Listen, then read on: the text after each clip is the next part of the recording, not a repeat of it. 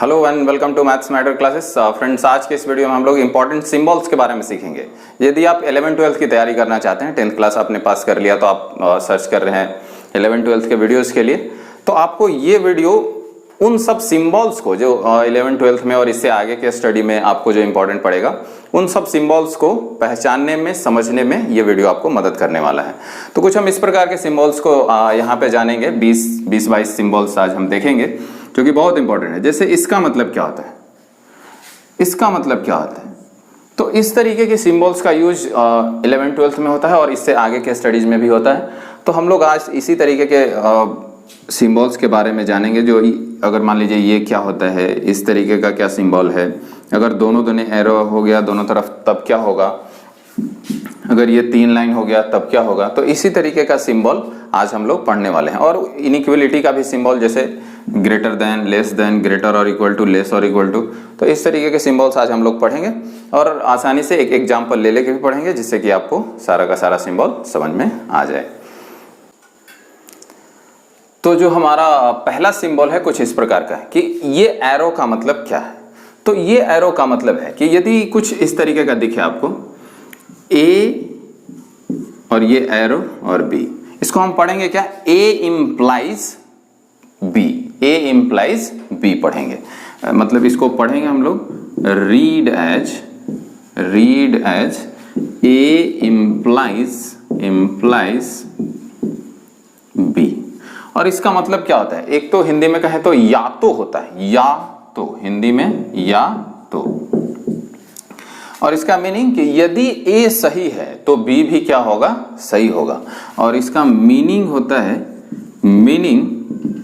है कि if A is true, मतलब यदि ए सही है, A is true, then B is also true. यदि ए सत्य है तो बी भी क्या होगा, सत्य होगा। एग्जाम्पल के तौर पे आप समझिए इसको। एग्जाम्पल के तौर पे जैसे कोई संख्या हम मान लेते हैं कि 4 से क्या है, बड़ा है। कोई संख्या मान लीजिए कि 4 से बड़ा है और बीच में ये सिंबल आ गया ये, और यहाँ पे ये संख्या 3 से। इसको देखिए और इसको देखिए, बीच में ये आपका सिंबल है इम्प्लाइज वाला। जो संख्या 4 से बड़ा होगा वो निश्चित है कि 3 से भी क्या होगा, बड़ा होगा, नहीं। तो अगर ये सही है बात तो ये भी क्या होगा, सही हो जाएगा। यदि x 4 से बड़ा होगा तो x 3 से भी क्या होगा, बड़ा होगा। ऐसा हम लोग कह सकते हैं। अगर हम दूसरा सिंबल का बात करें, जिसका जस्ट अपोजिट कर देंगे इस एरो को, तो द सिंबल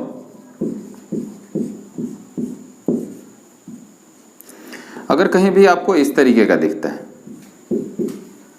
तो इसको हम लोग कैसे पढ़ेंगे, ये हमारा हो जाएगा कि A इम्प्लाइड बाई B। इसको हम पढ़ेंगे रीड एज, इसको पढ़ेंगे read as A implied by B। इसको हम लोग पढ़ेंगे इम्प्लाइड। और इसका मीनिंग क्या हो गया, मीनिंग हो गया कि if B is true then A is also true. Same कहानी यही वाला है कि यदि B सत्य है तो A भी क्या होगा, सत्य है। If B is true then A is also true. तो ये हमारा मीनिंग हो गया। एग्जाम्पल के तौर पे आप देख लीजिए, इसी को पलट के देखते हैं ना, x ग्रेटर देन 3 और यहाँ पे ये एरो x ग्रेटर देन 4। अभी सोचिए आप कि जो संख्या 4 से बड़ा होगा, इसका मतलब होता है x बड़ा है 4 से, ये जिधर मुंह रहता है वो बड़ा होता है। तो x बड़ा है 4 से, तो जो संख्या 4 से बड़ा होगा, जैसे 5, 6, 7, 8, 10, 12, 100, 200 ले लीजिए, वो जरूरी है कि 3 से भी क्या होगा, बड़ा होगा। तो यदि ये सत्य है तो ये भी क्या होगा, सत्य होगा। तो ये सिंबल को हमने एग्जाम्पल के रूप में आपको दिखाया। तो जो हमारा तीसरा सिंबल है कुछ इस प्रकार का रहेगा। और यदि ये ऐसा दिखे आपको कहीं भी, तो इसको हम लोग कैसे पढ़ेंगे, इसको read as A implies A implies and is implied by B। ये हम लोग पढ़ेंगे इसको। A implies, ऐसे ये भी कह सकते हैं कि A implies by B and B is implied, sorry A is implied by B, ऐसे भी कह सकते हैं। या दोनों को यदि हम एक ही लाइन में कहें तो ऐसे पढ़ेंगे A implies and is implied by B। इस तरीके से हम इसको पढ़ेंगे। और इसका मीनिंग क्या हुआ? इसका मीनिंग जो पीछे के दोनों जो सिंबल में हमने आपको बताया कि इसका मीनिंग हो जाएगा कि if A is true then B is also true। तो ये तो एक वाला एरो का कहानी था ये। and also B is true then A is also true। ये इसका मीनिंग हुआ। एग्जाम्पल के तौर पे समझिए इसको, एग्जाम्पल के तौर पे समझिए। जैसे ले लीजिए कि 2x - 7 इक्वल टू 0, एक ये हो गया और हमारा ये एरो बीच में इस तरीके से आया और यहाँ पे x का मान आया 7/2। देखिए तो जरा, जब ये सही है तो ये भी सही है, नहीं x का मान 7/2 तो ही होगा इस इक्वेशन को सॉल्व करने के बाद। और जब ये सही है तो जब हम 2 को इधर लेके आए, 7 को इधर लेके आए तो यही वाला तो आ जाएगा ना। तो जब ये सही है तो ये भी सही है, जब ये सही है तो ये भी सही है। इस सिंबल का यही मीनिंग हुआ।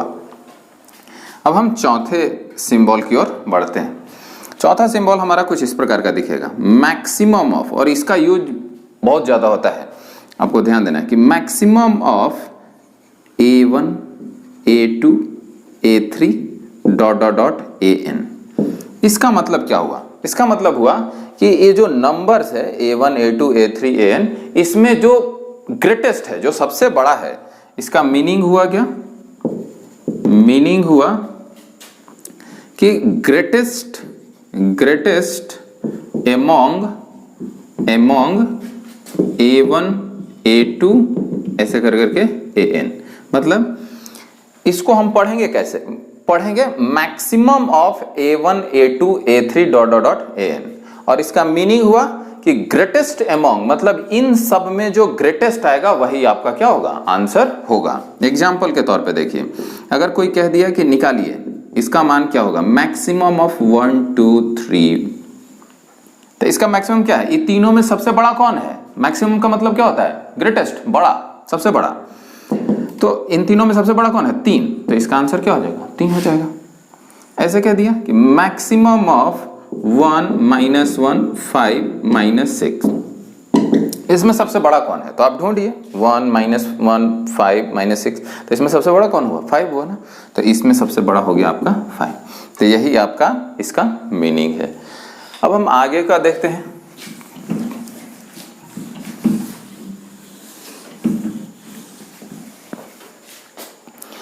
आप पेन पेपर का इस्तेमाल करते रहेंगे, कॉपी पे आप नोट डाउन करते रहिए ताकि आपका एक नोट्स भी तैयार हो जाए, रिवीजन के टाइम आपको बहुत हेल्प करेगा वो।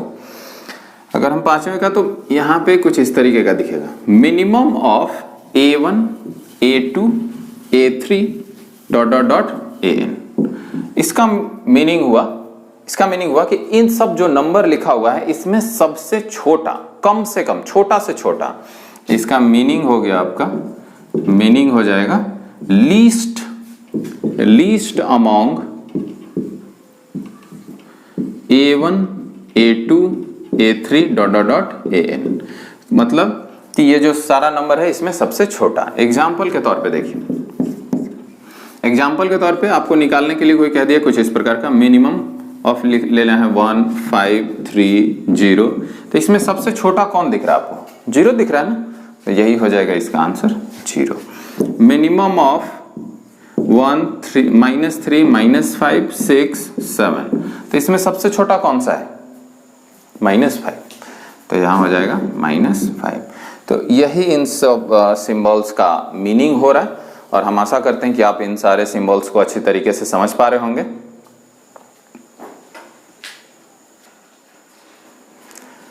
अब इनइक्वलिटी वाले सिंबल्स को देखते हैं। देखिए जैसे हमारा पहला सिंबल हो जाएगा जैसे इस प्रकार का कहीं आपको दिखे, और ये इनइक्वलिटी का सबसे इंपॉर्टेंट चीज है। यदि आप सिंबल पहचानना सीख जाएंगे तो आगे का जैसे जैसे इनइक्वलिटी वाला चैप्टर हम पढ़ाएंगे आपको, तो आपको वो भी आपको ठीक से समझ में आएगा।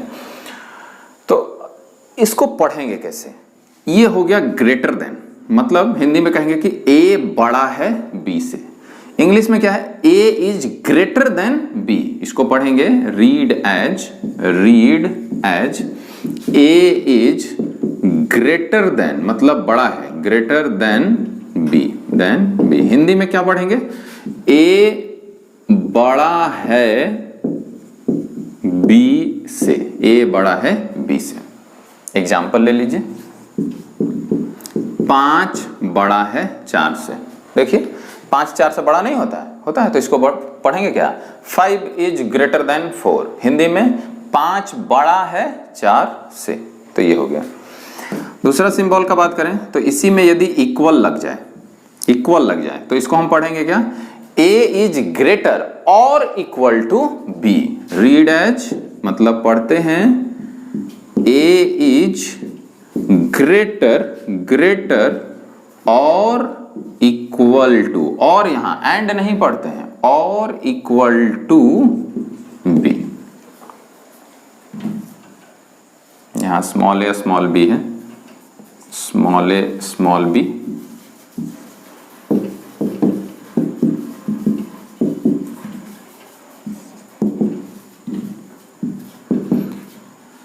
तो इसका मीनिंग क्या हो जाएगा? तो इसका मीनिंग हो जाएगा जैसे आप एग्जाम्पल लीजिए कि 10 बड़ा है या बराबर है 4 से। इसको पढ़ेंगे कैसे? 10 बड़ा या बराबर है 4 से। हिंदी में अगर ऐसे पढ़ते तो।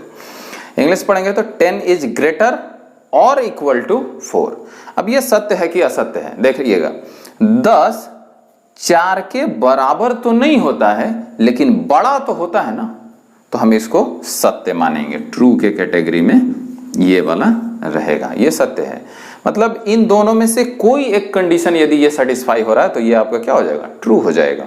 मतलब 10 4 के बराबर तो नहीं होता है, लेकिन 4 से क्या होता है? बड़ा होता है। जो हमारा तीसरा सिंबल है वो कुछ इस प्रकार का है, ए लेस देन बी। इसको पढ़ेंगे A is less than B. और इसका मीनिंग जैसे यहां पे देख लीजिए 4 इज लेस देन 5। ये सही हो गया ना? 4 छोटा होता है किससे? 5 से। अभी चौथा ले लीजिए, इसी में अगर इक्वल लग जाए तो ए इज लेस देन और equal to B. A is less than और इक्वल टू बी। मतलब ए या तो बी के बराबर हो या उससे क्या हो? छोटा हो। हिंदी में ऐसे पढ़ेंगे, ए या तो बी के बराबर हो या उससे छोटा हो। इंग्लिश में क्या पढ़ेंगे? ए इज लेस देन और इक्वल टू बी। एग्जाम्पल के तौर पे 5 छोटा या बराबर 12। 5 12 के बराबर तो नहीं होता है, लेकिन छोटा होता है। तो ये भी आपका क्या हो गया? ट्रू स्टेटमेंट हो गया। तो ये हमारा इनइक्वलिटी वाला सिंबल है। अब जो हमारा अगला सिंबल है कुछ इस प्रकार का है कि द सिंबल दिस। इसका मतलब क्या होता है? इसका मतलब होता है means for all. For all का मतलब सभी के लिए। फॉर ऑल का मतलब क्या? सभी के लिए। इसको पढ़ते हैं फॉर ऑल। जैसे एग्जाम्पल के तौर पे है क्या कि x² greater than 0, greater than और इक्वल टू 0। ये कर लेते हैं। अब बताइए कि x² का मान कभी नेगेटिव होगा? नहीं होगा। चाहे आप x के जगह कोई भी चीज रख लीजिए, 0 हो सकता है। x के जगह यदि आप 0 रख देंगे तो 0 के क्या हो जाएगा? बराबर हो जाएगा। x² के जगह -5 रखेंगे तो 25 हो जाएगा। तो 25 0 से क्या होता है? बड़ा होता है। बराबर तो नहीं होता, लेकिन बड़ा होता है।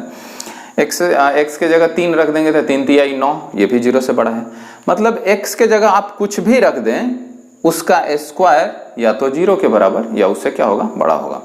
तो इसके लिए हम क्या कर सकते हैं कि एक्स स्क्वायर ग्रेटर और equal to 0 for all x belongs to R. मतलब x के जगह कोई भी आप वास्तविक संख्या रख दें तो एक्स स्क्वायर का मान क्या होगा, 0 से बड़ा होगा या उसके बराबर होगा।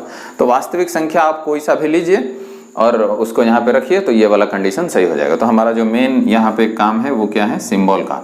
तो ये हमारा हो गया फॉर ऑल। अगर हिंदी में आप इंग्लिश में लिखते लैंग्वेज में तो लिखना पड़ता for all x belongs to R. ये इसको हटा के हमने ये सिंबल का यहाँ पे यूज किया हुआ है। अब हमारा जो अगला सिंबल है 8 नंबर, द सिंबल दिस। इसका मीनिंग होता है देयर एग्जिस्ट। इसका मीनिंग होता है देयर एग्जिस्ट। अब ये भी एग्जाम्पल से ही समझ में आएगा आपको। और इसको आप एक और वर्ड में आप समझ सकते हैं कि इसका मीनिंग होता है एट लीस्ट वन। मतलब कम से कम एक, इसका एक दूसरा मीनिंग भी होता है। एग्जाम्पल के लिए आप लीजिए, जैसे यदि हम इसके एग्जाम्पल का बात करें तो ले सकते हैं कि there exist a positive x such that x plus 4 equal to 10। तो लिख सकते हैं कि there exist a positive x such that x plus 4 equal to 10। मतलब क्वेश्चन का मतलब क्या है कि क्या कोई x एग्जिस्ट करता है, मतलब होता है क्या कोई पॉजिटिव x एग्जिस्ट करता है इस इक्वेशन में।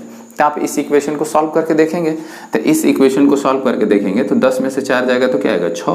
तो पॉजिटिव x नहीं आ रहा है, पॉजिटिव x का मान आ रहा है ना। तो यहाँ पे 2 ऑप्शन रहता है, यदि ट्रू और फॉल्स का, तो आप कौन सा ऑप्शन चूज करते, मतलब हाँ, x का एक पॉजिटिव मान एग्जिस्ट करता है। तो ये तो लैंग्वेज में इस तरीके का दिखा दिया आपको। इसको हटा के कुछ इस प्रकार का भी इस्तेमाल कर सकता है वो कि there exist a positive x such that x plus 4 equal to 10, और यहाँ पे एक सिंबल रहता। तो अगर आपसे पूछ रहा होता तो वहाँ पे सिंबल व्हाट का रहता। तो आपको कौन सा चूज करना है, ट्रू। यदि यहाँ x का मान नेगेटिव आता तो ये वाला क्या हो जाता, गलत हो जाता। लेकिन मेनली हमारा यहाँ सिंबल का मतलब क्या है, सिंबल का मतलब देयर एग्जिस्ट मतलब एटलीस्ट वन, वो भी आप कह सकते हैं। आइए अब हम अपने 9वें सिंबल की ओर बढ़ते हैं। तो जो हमारा 9वां सिंबल है वो कुछ इस प्रकार का है कि द सिंबल वर्स एक्स। तो वर्स एक्स का अगर हम दूसरा मीनिंग लिखते हैं तो वो आपको मालूम है, लेकिन वो होता क्या है वो कुछ लोग को नहीं मालूम रहता है। कुछ क्या, बहुत लोग को नहीं मालूम रहता है, ये बहुत कम लोग को ही मालूम रहता है। तो आप इसको देखिए कैसे। वर्स एक्स का मतलब होता है, vers x means 1 minus cos x, 1 minus cos x. तो ये तो आप जानते थे ना, 1 माइनस कॉस एक्स, ये तो सबको मालूम ही होगा। तो एग्जाम्पल देखिए, एग्जाम्पल में आपसे पूछ दिया कि वर्स 60 डिग्री, ये निकालने के लिए कह दिया। तो इसका आप मीनिंग कैसे निकालेंगे, देखिए जब यहाँ x था तो यहाँ x है, तो जब यहाँ 60 होगा तो यहाँ भी क्या होगा, 60 डिग्री होगा। तो इसका मीनिंग हो जाएगा क्या, 1 माइनस कॉस 60 डिग्री। और मीनिंग जानते हैं, 1 माइनस कॉस 60 का मान 1/2, तो 1 माइनस 1/2 कितना होता है, 1/2। तो वर्स 60 का मतलब होता है 1/2। अगला सिंबल, द सिंबल कोवर्स एक्स। इसको थोड़ा बड़ा लिखते हैं, कोवर्स एक्स। इसका मीनिंग क्या होता है, तो इसको भी आप जानते होंगे। कोवर्स एक्स का मतलब होता है 1 माइनस साइन एक्स। तो आपको आज से ध्यान रखना है कि कहीं भी वर्स एक्स लिखा रहे तो आपको समझना है 1 माइनस कॉस एक्स, कोवर्स एक्स लिखा हुआ तो आपको समझना है 1 माइनस साइन एक्स। एग्जाम्पल के तौर पे यहाँ भी आपसे दे सकते हैं कि कोवर्स 30 डिग्री क्या होगा, 45 डिग्री क्या होगा, तो वहां से आप निकाल सकते हैं। तो इसका मतलब क्या हो जाएगा, 1 माइनस साइन 30, और साइन 30 क्या होता है 1/2, तो 1 माइनस 1/2 कितना हो जाएगा, 1/2 हो जाएगा। तो इस तरीके से आप सिंबल को आसानी से समझ सकते हैं। तो फ्रेंड्स, इस वीडियो में इतना ही सिंबल्स हम लोग देखते हैं। वीडियो का ड्यूरेशन थोड़ा लंबा हो रहा है, तो एक और दूसरा पार्ट आएगा जिसमें हम लोग और सिंबल्स के बारे में जान पा रहे होंगे। तो हमने यहाँ पे इंपॉर्टेंट कुछ सिंबल्स यहाँ पे बताया, तो आप उसको रिवाइज करते रहिएगा। जैसे कि कहीं किताब में या प्रैक्टिस सेट में या एग्जाम में आपको वो दिखता है, तो आप उसका मीनिंग आसानी से समझ सकते हैं। तब तक यदि आपको ये वीडियो समझ में आ रहा है, पसंद आ रहा है, तो वीडियो को लाइक, शेयर और सब्सक्राइब भी करें। और ज़्यादा अच्छा लग रहा है तो कमेंट भी कीजिए, दोस्तों को भी दिखाइए।